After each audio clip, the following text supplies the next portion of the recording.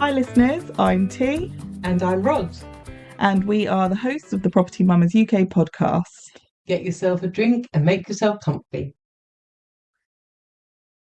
So in this episode, we're going to be reviewing the start of our year, 2024.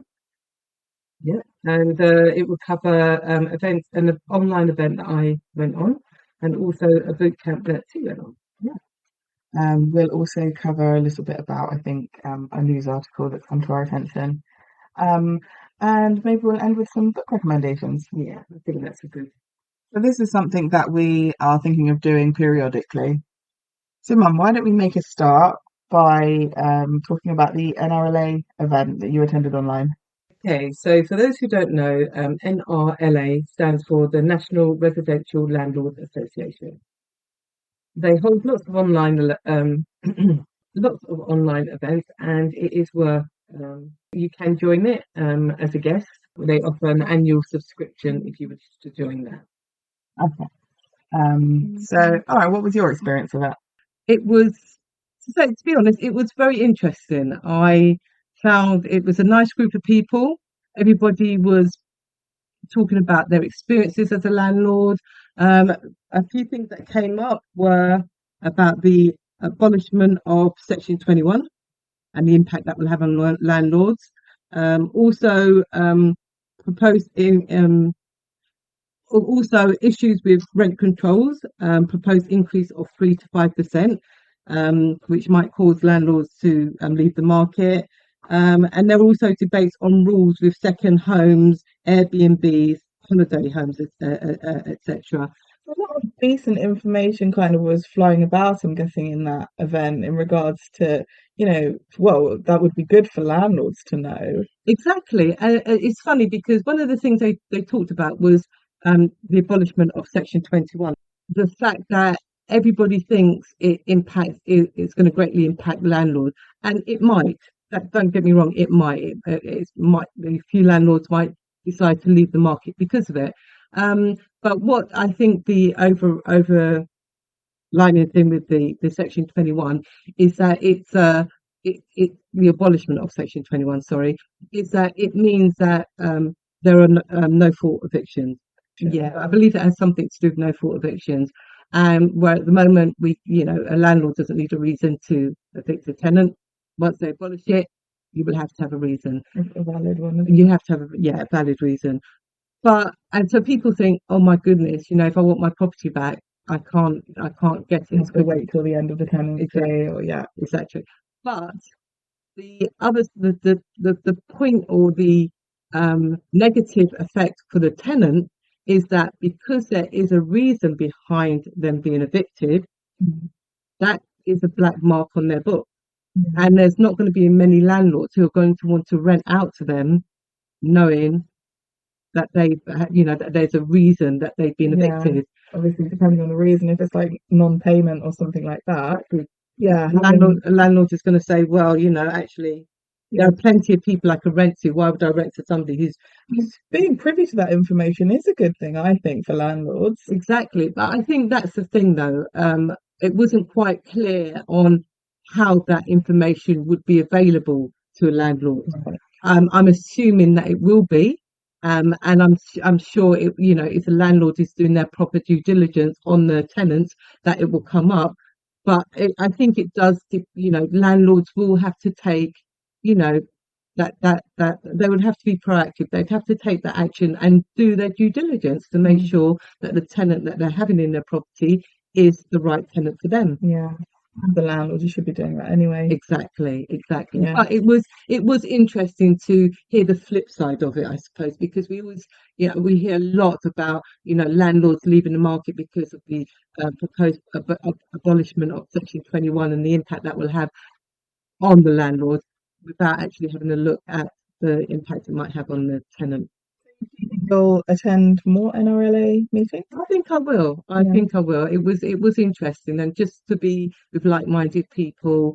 The various issues that were raised. It wasn't just to buy to let. As I said, it was art to art, service accommodation, having second homes, and a lot of it was about the problems with, funny enough, not so much tenants, but people pretending to be tenants and wanting to acquire a property so that they could do a rent to rent and things Yeah. like that, and how the contracts, you have to really be careful of the contracts to make sure that they that you read it, and that you know what you're letting see yourself in for, because there's a lot of dodgy people out there, let's say. Yeah. Um, So it was very interesting. I did enjoy it, and I would attend another one. okay, so that actually sounds like you got quite a lot out of that, which is really good. Yes, I did. Um, so in contrast, I went to an in-person event. It was the real life boot camp, which was hosted by Mark Harvey. And he's on LinkedIn and Facebook and all those other things. So if any of our listeners want to have a look, just search up Mark Harvey, or real life, and he should come up. So the boot camp was more about raising finance, for your investments and things like that. And I know that's something that a lot of people struggle with, is that initial raising finance. A lot of people think, oh, I need to have like £100,000 in the bank before I can invest. That's not true. You can raise finance in a number of ways. Um, Obviously, if you want to know more about things like raising finance and stuff like that, you can contact us via our business. We have free consultations, for all our initial investors, or potential investors. So yeah, but the boot camp was really good. It was 2 days. It was up in Heathrow, and it was a really nice event to be able to kind of get to know some other people in the industry. I got to speak to some people who were running businesses that were not necessarily property based, but that could complement it really well. There were like an architectural company there. There was a representative from an architectural company. There was somebody who was deal sourcing in North London as well. So similar to what we do in Surrey, but up in North London. And yeah, it was just a really nice event. Everyone was really friendly. They had some sort of team building exercises and things like that. Mark Harvey was very relatable as well. I went with my husband, and he found it really, really interesting. Obviously there are some packages and things that they advertise, and to be fair, they were reasonably priced. I probably would have signed up for a package if I hadn't already done similar things previously. Um, but yeah, it was a great place to network. It was great to kind of get to know the different avenues into property, and see some really in-depth breakdowns of deals and things like that that Mark Harvey himself had done. So that, yeah, I would definitely go to another one of his events. Oh, brilliant. It sounds like you got a lot out of it. Yeah, definitely. Definitely. He also, something I haven't said is he's very much about mindset as well. And obviously the books and things that we read is a lot about changing your mindset towards money, towards debt, towards property, and all those kinds of things. And it's about sort of once you've changed your mindset, once I've got a frog in my throat that just won't go. I should have had that tea this morning. Am I croaking? It does sound like I'm croaking. Yeah, he's a lot about mindset and how that changes your perspective, not just in life, to your business and all those sorts of things. And it was really valuable, I think. It's a funny thing, isn't it? Because since really concentrating and getting into the property business, a lot of it is about mindset. There's so much depends on your mindset as to whether or not you will make a success or you will fail. And even failure, the mindset around failure, Mm, it helps you to um, look at that differently and yeah, use that as a positive rather than a negative. So it's good to know that that's what the covers that as well. yeah, that was really good. So, as we're both aware, there are some articles that have been going around at the beginning of this year, regarding property prices, how property prices are being listed higher than, let's say, some people think they should be, listed higher than perhaps what they're currently worth, etc. How do you think that's affecting the market right now? I think it's probably the fact that because the interest rates are not rocketing as we were led to believe, you know, interest rates are They're coming down. stabilizing, Yeah, yeah. exactly. They yeah come down and now stabilizing. And I think people are feeling a bit more confident about marketing their property at the price that they think it can fetch. Mm. Red, sorry. I was going to say, I do also think um, that people are, in a way, or sellers, in a way, are trying to recoup, the costs of their property because a few years ago, they would probably get, what they're asking for now. But they need to realize that prices have gone down slightly, and you're not going to get what you would have got say 3 years ago because of, all the everything that's happened since then. Exactly. And I think the point you've hit on the nail is that although they are asking, or the asking price has risen, it doesn't necessarily mean that is what they're going to get. Yeah. I mean, I think um,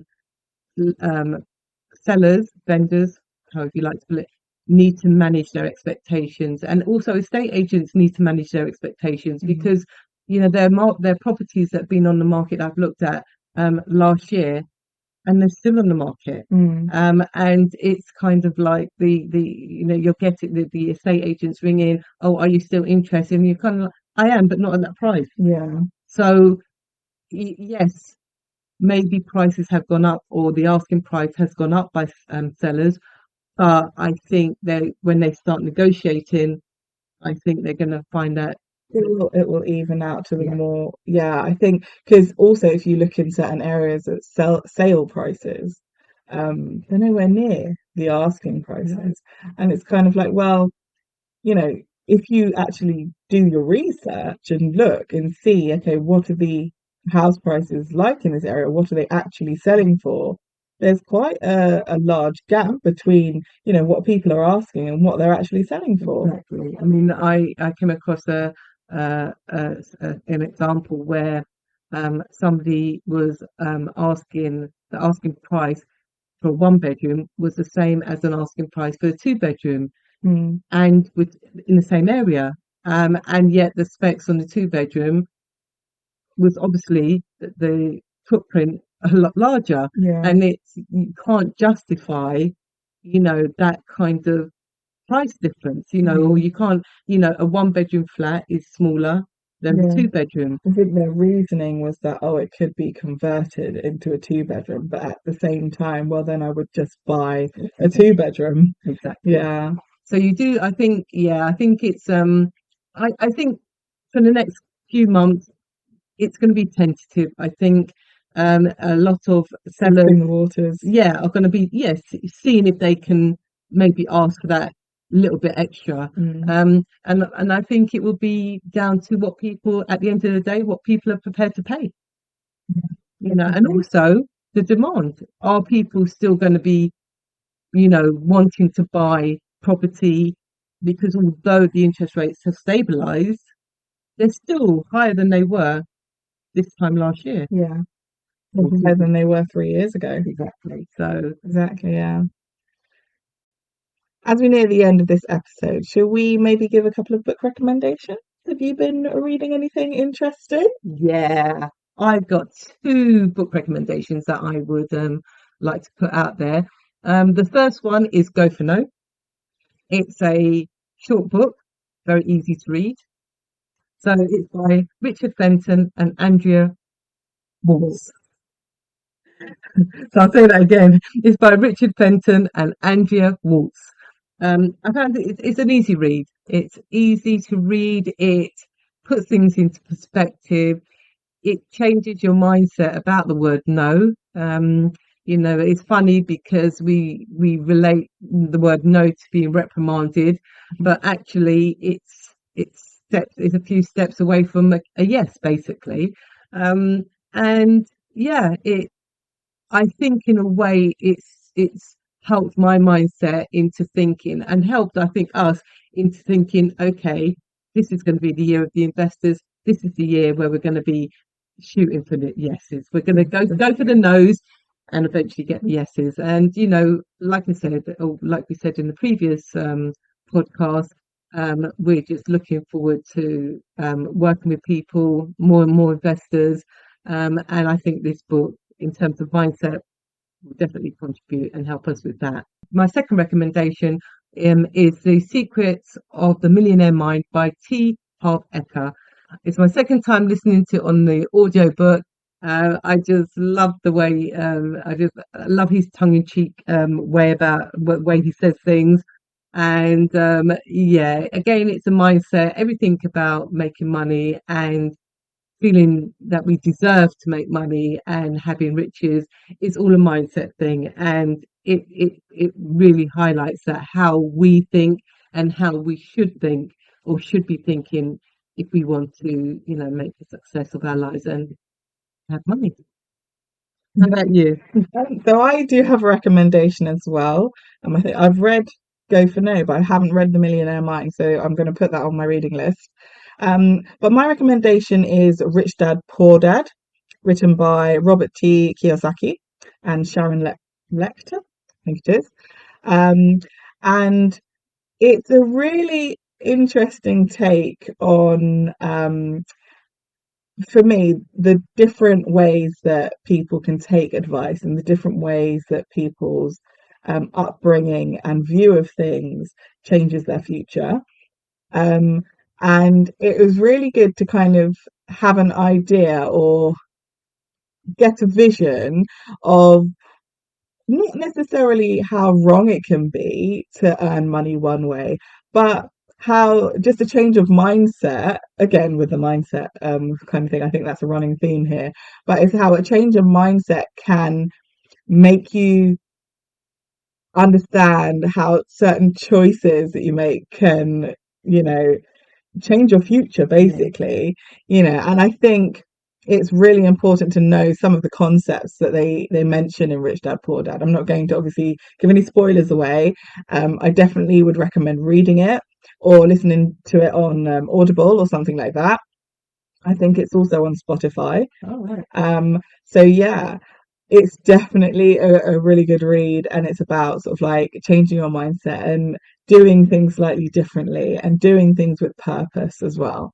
So yeah, that's my recommendation. I should have some more for the next podcast. So hopefully you all have got something out of this podcast. Follow us on all our socials. We're on TikTok, LinkedIn, and Spotify, as you know. And we're the Property Mamas UK on all of those platforms. So yeah, just drop us a line or a comment, and get in touch. And if you have any questions, then we will happily answer them in our next podcast. But until then, It's goodbye from me. and from me.